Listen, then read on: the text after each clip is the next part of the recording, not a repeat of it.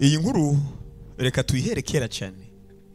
Ni inkuru y'uwitwa Asmodee n'umukobwa witwa Sara. Ni inkuru kandi burya yogera byinshi yo kwigisha nimba umwemeramana ukaba uri wa muntu ukunda gusenga, ukunda n'ivy'Imana, kugira ngo ikwinjize neza muri mpwemu. Inkuru ya Asmodee hamwe na Sara yatumye benshi bumva ko botangura gusenga, na cyane cyane muri ibi bihe by'imisi y'iherezo. Asmodee yarinde, Sara yarinde. Iyi nkuru ikaba ari ya kera cyane pe, iva ndetse mu bitabo baje kwita apocrypho. Iyi bitabo ni bimwe ndetse mu bitabo nyuma ya Concile ya Nice, inama yateranye, abakuru n'abayobozi baje kubona ko ari bitabo bimwe bidakwiye kujya muri Bibiliya. Dufise uyu munsi bitabo 66. Ico gihe baravuze ngo hari amajambo turi kubona ko adakwiye kubarizwa muri Bibiliya, ikwiye kugenga abakristo. Baza gukora ibitabo nka Daniel 13, isengesho rya Manase, Tobit n'ibindi bitabo byinshi nka Makabe wa mbere n'uwa kabiri. Yamara ivyo bitabo naho byakuwe muri Bibiliya, ntibivuze ngo ntaco vyo kwigisha umuntu. Ivyo bitabo bifise byinshi vyagiye vyigisha isi ya uhambere, kubwo vyagiye bihanura benshi, bikabigisha gutandukanye, bikabigisha inzira z'Imana, uko dukwiye kugoroka muri izo gahunda. Iyi nkuru tuyisanga mu bitabo vya Talmud, ni bitabo bigifiswe n'abayahudi abo Yesu yakomotse ko mpaka uyu munsi. Asmodee yarinde, Sara yarinde. Duhere ku uyu mukobwa Sara. Sara yari umugore muto yaturuka mu gace bita Ekbatana. Yari amaze kurongorwa inshuro 7, ariko ndetse buri uko umugabo yamurongora wari umusaraba yedote mariage yarangiye mu ijoro, umugabo yategerezwa kurara apfuye. Nta munsi n'umwe rwose burya uyu mukobwa Sara izi nshuro zose yarongowe bigeze kuvyuka basanga umugabo akiri muzima.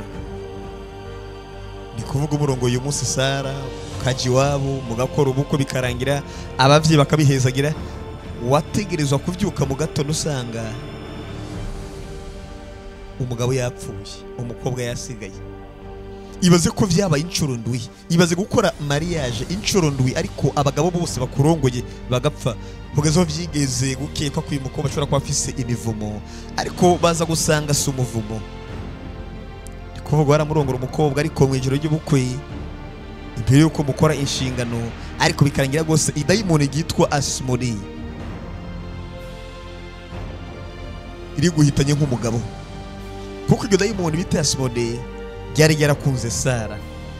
Aya nabyo ryatuma ndetse abagabo bose bakunda uyu mukobwa Sara ribapfuhira, bikarangira bose ribahitanye. Abagabo 7 bose bari barapfuye, ku buryo Sara byageze natangura gutuma turavuga ati gose burya ibi ni biki, ku buryo nkuko igitabo cya Tobit kibivuga, ni igitabo gihari uyu munsi ushaka ubona gisoma, cyakuwe muri Bibiliya.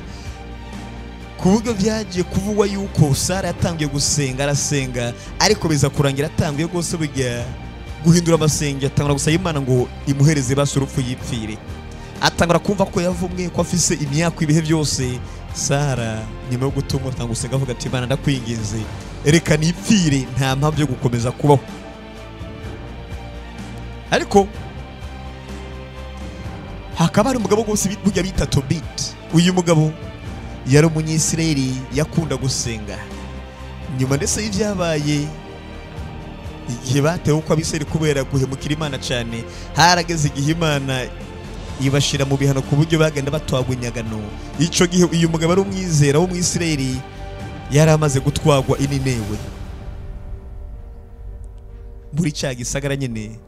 Twumvise muri Bibiliya ngo iyo nango yarungiswemo aje kuvuga ijambo ry'Imana, aranka kimara kwanka, iba ngombwa ko Imana imuhana igihe yafata inzira zo ngo arahunze. Maze iyo nkuru murayizi muri Bibiliya, byaje kurangira ifi imumize, ayimaramo amajoro 3 n'imisi 3. Iyo ni inkuru izwi. Uyu mugabo Tobit rero dusubiye inyuma gato, yari umwisirayeli w'umwemeramana kandi yasenga Imana yikunda kubi. Nawe yaratwawe inyagano ininewe. Ntiyarakibona uyu mugabo Tobit, maze ngo arungike umuhungu wiwe Tobias aja mu rugendo kugira ngo azana amafaranga yari afitiwe mu gace bita Media Ibumedi. Nimba muzi ngo abamedi n'abaperesi Ibumedi hari amafaranga yari afitiwe. Uyu mwana rero wa Tobit bita Tobiya yaherekejwe na marayika w'Imana Rafayeli. Ico gihe ngo marayika yari yafashe ishusho nk'iy'umuntu aza kwitwa Azarias canke Azariya. Ni kuvuga marayika w'Imana Rafayeli yaherekeje umuhungu wa Tobit ariwe bita Tobias kugira ngo uyu muhungu wa Tobit umwizera cyane, yari umukunzi w'Imana cyane. Umuhungu wiwe yari atumye kubona ayo mafaranga yagarukane mu rugo, yagiye aherekejwe n'umugabo bita Azarias. Mugabo Azarias yari mu ishusho y'umuntu mugabo kandi ari marayika. Aherekeza Tobiya bagenda muri Ekbatana, ka gace wa mukobwa wacu Sara yari asanzwe bamwe, niko yagiye gose bujya kugira ngo aherekeze uyu muhungu wa Tobit. Ubwo bafata inzira, Azarias yiyoberanije nka marayika, Rafayeli ajana Tobiya baja muri Ekbatana, aho ndetse byaje kurangira ahuye na Sara. Wa mukobwa yaramaze kwibwira ko yavumwe nyuma yo kurongorwa incuro 7. Abagabo bose mu ijuru bapfa bicwa na giya dayimoni Asmodei. Ariko hari arageze n'igihe umukobwa avuga ati no naravumwe, ntabyo kurongorwa, ntabyo ibiki, Mana mfasha nipfire birangirira. Kuva na kera murabizi no mico y'abarundi burya byari sakire uko umukobwa hari igihe runaka atategerezwa kuba ari mu rugo. Rafayeli ariwe marayika w'Imana yagiye mu ishusho ya muntu. Ico yakoze atangura kugira inama gose uyu mwana Tobias.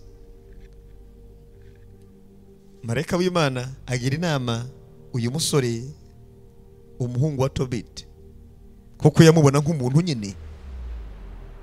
Aramubwira ati musore muto, rongora uyu mukobwa Sara umugire umugore wawe. Marayika w'Imana Rafayeli abwira Tobiya ati uyu mukobwa no murongora niwe mukobwa byagenywe ko muzobana, utegereza kuzobana karambata. Tobiya atangura kwanza gushidikanya, aravuga toya ese no murongora, yamara ati murongore nta kibazo. Uyu musore akimara kubwiba ivyo atangura gukekeranya. Rafayeli wa musore yamuherekeje muri Ekbatana, aho ndetse uyu mukobwa Sara yari asanzwe aba yaramaze kwihebura. Yumva marayika ngo murongore niwe mwagenewe kuzobana, aravuga toya kuko yaramaze kumva amateka yaranze uyu mukobwa ko abagabo bose ndetse bamurongora byarangira bapfuye bukeye kubera ipfu rya dayimoni bita Asmodei. Iri dayimoni ribaho, andika Asmodeus uraza kumenya ivyayo iri dayimoni. Kandi koko tuzokora gahunda dusobanukirwe ivyi dayimoni mu Misiri imbere hano kuri Itara Events. Ico gihe kimara kubwibwa arambwira ati wa mwana humura. Rafayeli yaraje gutabara uyu mukobwa, aravuga ati humura uyu mukobwa murongore nta nakime kiri umubeko. Aramubwira ati wa mwana Tobiya, niba arongora uyu mukobwa mu ijoro imbere yo kuryama ubanza ufate ifi kuko baba ha ruhande y'amazi. Hari niyo mpamvu mumva ngo muri igisagara c'Ininewe iyo batumye ndetse iyo nabwo aje kuvuga ubutumwa arangije arakata aza kumigwa n'ifi, urumva hari hafi y'ikiyaga. Muri ico gihe aramubwira ati ufate ifi mu ijoro imbere yo kuryama no gukora amabanga yanyu nk'abubakanye, ubanze ufate kwanza ifi uturire umutima wayo ndetse n'igitigu y'amafi manini. Ibiraza gutuma buri kumwotsi, uyu mwotsi uraza gutuma dayimoni rigenda.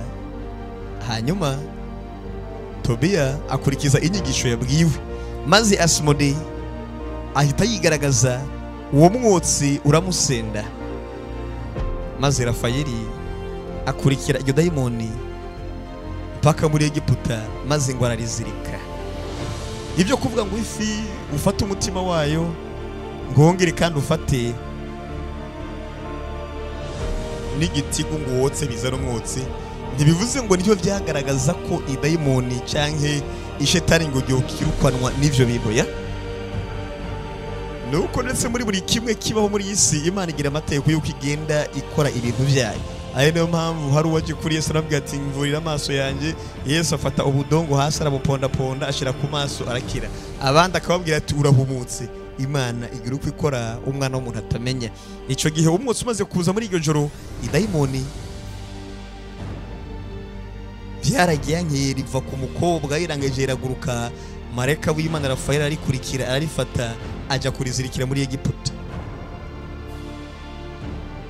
Maze Tobiya na Sara bakora ubukwe biragenda neza. Yemara bukiye mu gatondo ngo abavyeyi baraza baje kuraba, baradodora ku muryango. Mwana muraho muri amahoro, bazi ko biteguriye kwakira ikiziga nyene nkuko vyama vyagenze nyuma y'abahungu ndwi bose bapfuye. Kuburyo umukobwa yaramaze gutinywa, ariko biza kurangira atakibaye. Mu gatondo biza gusangwa ni vyiza, umukobwa ari muzima ntaco yigeze aba, ni mutaraga yibandira neza n'umugabo wiwe Tobiya. Maze basubirana Ininewe, aho Tobiya gose burya yarafise igipa aho bakunda kurobera.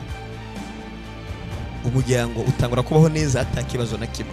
Ari no twasome cyagiye burya ngo bo tunigana nabo atarabenyama n'amaraso, ahubwo bo tunigana ngo nabatware nimwe mu mbiza ahantu h'umwijima abaganza ikirere kibi. Abo rero ngo niyo mpamvu dukwiye kwambara ngo bigwanishwa vya mpwemu. Muri igihe turimo ngo uyu umuntu asamaye gato gusa biramujabuka, ngo uyu umuntu asama biramugendekera nabi, kuko nubundi ngo abo tunigana nabo sabasanzwe. Mumaze kumva igihe kirekire cyane aho magiye mumva inkuru za Enkibe na Sikibe. Izo mpwemu nazo ngo nizihe mpwemu mu bitabo byaho hambere gose, ndetse aho bagenda bacukubura bagomba kumenya ngo amadayimoni akora gute, amashitani akora gute. Hari impwemu zibiri, Sikibe na Enkibe. Izo nazo ngo nizihe? Kuba Kristo bo hambere bizera ko izi mpwemu zibiri Succubus hamwe na Incubus, ni kuvuga Sikibe na Enkibe. Iyo tuvuze Incubus, definisiyo barakubwira ni ijambo riva mu Kilatini incubus, from the Latin incubare. Incubare bisobanura to lie upon, kuryama hejuru y'umuntu runaka. Bivuze ngo is a male demon believed to seduce and have sexual intercourse with sleeping women. Ngo dayimoni burya ngo ni dayimoni canke impwemu mbi iza ku bagore iyo baryamye. Vyizegwa ko kuva na kera abakristo baho hambere bizera kuri dayimoni, none umusira cyakwana bivuze ngo byarapfuye nirizima. Ngo dayimoni burya bigikora mpaka uyu munsi, bo bizera kuva aho hambere yuko ari dayimoni riza mu bagore canke mu bakobwa rikaryamana nabo mu buryo batazi. Uhereye kera burya iyi dayimoni Incubus, dayimoni y'irigabo risambanya abagore muri za ntege nke zabo nyene usanga vyakomeye. Iri dayimoni rihera kera cyane, aho ndetse bagiye bayivuga mu byandiko vya kera byo muri Mesopotamia ndetse no mu Bagiriki baho hambere, aho ryaje kumenyekana cyane mu myaka bita medieval muri theologie chrétienne. Aho ndetse abantu benshi ryaza kuryama naho ugasanga abakobwa bazindutse bagwaye igicuri, abandi ugasanga batangiye kurota nabi, abandi ugasanga ahubwo batangiye kugira imbanyi zidasobanutse, ntibamenye ngo umuntu yagize imbanyi gute. Dayimoni Incubi canke Enkibe.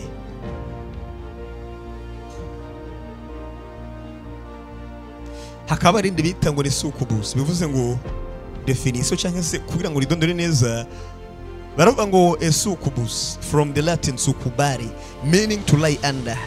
Iyi naryo riva mu Kilatini ngo bagita ngo ni succubare, bisobanura ngo kuryama munsi, hagati y'umugabo n'umugore nk'amabwirizwa y'isi, umwe abari hasi undi ari hejuru. Idayimoni y'irigabo ryitwa Incubare, bivuze ngo kuryama hejuru. Igirigore Succubus canke succubare mu Kilatini bisobanura ngo to lie under, kuryama munsi. Ngo ryari dayimoni rya kigore vyizegwa ko ryaresharesha abagore nako abagabo, kandi rikaryamana n'abagabo iyo baryamye. Nka Incubi canke Enkibe, Sikibe nayo ngo ifise imizigo se kera cyane, aho ndetse muri mu vyigwa by'abakristo aho bavuga ivyo amadayimoni cyo bita ngo medieval Christian demonology, demonology ni ikigwa cyigisha ibyo amadayimoni uko akora muri izo gahunda. Tuzobisubira ko navyo mwe mukomeze mukore subscribe kuza kuri iyi chaîne ngo tumenye aho muzona bumenyeshwa vyinshi ku bantu bakeneye kugira ubumenyi bwiyaguye, ubumenyi bw'ivyiyobokamana muzomenyera vyinshi ngahanye. Yabana ngo dayimoni rero ngo ni succubus canke enkibe. Aha bigaruka muri theology rero, muri medieval Christian theology, aho bakubwira ko izi mwe muzibiri ngo enkibe na sikibe rimwe ngo zakunda gusanishwa kuba ziri kumwe. Sikibe ngo yakunda kugenda ku bagabo ngo akabakuramo intanga iyo baryamye, maze ngo akazihindura muri enkibe kugira ngo atere inda abagore. Ngo bigasobanura kandi bijya ivuka ry'abarozi. Murazi ko yigeze kuba ico bita ngo ni witch hunt, umuhigo barozi Ecclesia Katolika yatanguje mu myaka mu kinjana hafi cya 18 uko. Ico gihe batanguje umuhigo w'abarozi. Sasa kugira ngo bavuka abarozi benshi muri bano n'amadayimoni n'ibindi biremwa, supernatural beings. Ibiremwa bidasanzwe ngo vyavuka bivuye kuri Siemens zakugwa mu bagabo. Ikindi kandi abandi ba theologians kuvuga abantu bagiye basesengura bakiga ivyiyobokamana, benshi muri bo abagabo nka Thomas Aquinas, uyu yarazwi cyane muri theology y'abakristo, ni kuvuga ivyigwa by'yobokamana nyine arazwi cyane. Thomas Aquinas uyu mugabo we yaravuga ati gose burya ibiranga ibidayimoni aya madayimoni abiri zimwe mu zibiri, sikibe na enkibe, incubus succubus, bava ko zifise ububasha budasanzwe bwo kwihuza n'abantu mu migani n'ivyizegwa n'abantu bawo hambere. Bo bizera ko ibiremwa ni ibiremwa canke impwemo, aribo vyatuma ngo abantu bitwara uko ukudasobanutse, canke ugasanga uri mu uburyamye mu ijoro mu nzozi ukabona uri gutsikamirwa vyakomeye, canke inzozi muri mu busambanyi muri izo gahunda erotic dreams. Ariko ntibikureho kandi ko umubiri ubwawo hari ico bita ngo kuyirotera muri izo gahunda, aho bongo ashobora kuryama ugasanga intanga zasohotse. Bibaho vyinshi n'umubiri ubikora, ariko ahandi ku rundi ruhande bikizegwa ko atari umubiri ahubwo hari mwemu ziba ziri mu kazi kazo.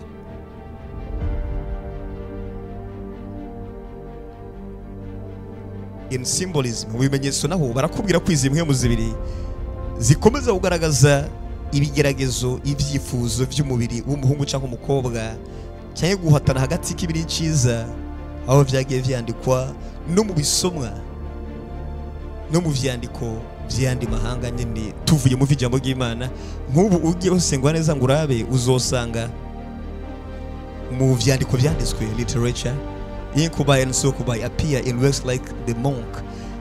Mu bikorwa vyanditswe n'uyu vyanditswe na Matthew Lewis mu gitabo citwa The Monk. Izi mbwe ziravugwa no mu kindi bita The Sandman cyanditswe na Neil Gaiman, navyo biravugwa. TV and film ni kuvuga ibyo amafilme, amaseri bagiye berekana izi mpwemu. Uravye nka seri bita Supernatural ifise saison hafi ndwi, ndetse n'indi yitwa Charmed, zose bagaruka kuri izi mpwemu zibiri. Haba no muri za jeux video, ni kuvuga video games, jeux video nka Dungeons and Dragons, World of Warcraft hamwe na Bayonetta, byose birimo muri izo jeux video. Harimo incubi hamwe na succubi nk'abansi nk'abafatanya ariko gwa